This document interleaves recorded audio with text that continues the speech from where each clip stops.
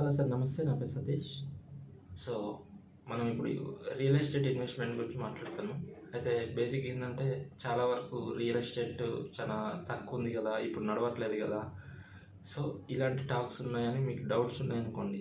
So ఎందుకు అలాగ ఉంది అంటే, మనం పాస్ట్ 20 years హిస్టరీ తీసుకుంటే ఎప్పుడైనా సరే రియల్ ఎస్టేట్ అనేది ఒక హైకి వెళ్ళిన తర్వాత కొన్ని రోజులు ఆగి మళ్ళీ హైకి వెళ్ళడం స్టార్ట్ అవుతుంది. అయితే మనం అందరం ఏంటంటే ఆగిపోయిందన్నప్పుడు అందరం ఇన్వెస్ట్మెంట్ పెట్టడానికి ఆగిపోయి ఒకేసారి స్టార్ట్ అయిందన్న తర్వాత మళ్ళీ అందరూ వచ్చేస్తాం. అలాంటప్పుడు రేట్స్ అనేది పెరుగుతూ ఉంటాయి. సో మనకి ఇలాంటి కొంచెం నార్మలైజ్డ్ ఎక్కువ పెరగని కాలంలో మనం తీసుకుంటే నెక్స్ట్ పెరిగే కాలానికి మనం ఒక ఇన్వెస్ట్మెంట్ వైజ్ కొంత మన ఇన్వెస్ట్మెంట్ పెరిగే అవకాశం ఉంది. సో ఇలా ఆలోచించి ఇన్వెస్ట్మెంట్ పెట్టకుండా చూడకండి. ఇప్పుడు పెడితే మనకు 2-3 ఏళ్లలోనే కొంచెం మంచి ప్రాఫిట్స్ వచ్చే అవకాశం ఉంది. ఏమైనా డౌట్స్ ఉన్నాయంటే ఈ నెంబర్కి కాల్ చేయండి. Thank you sir.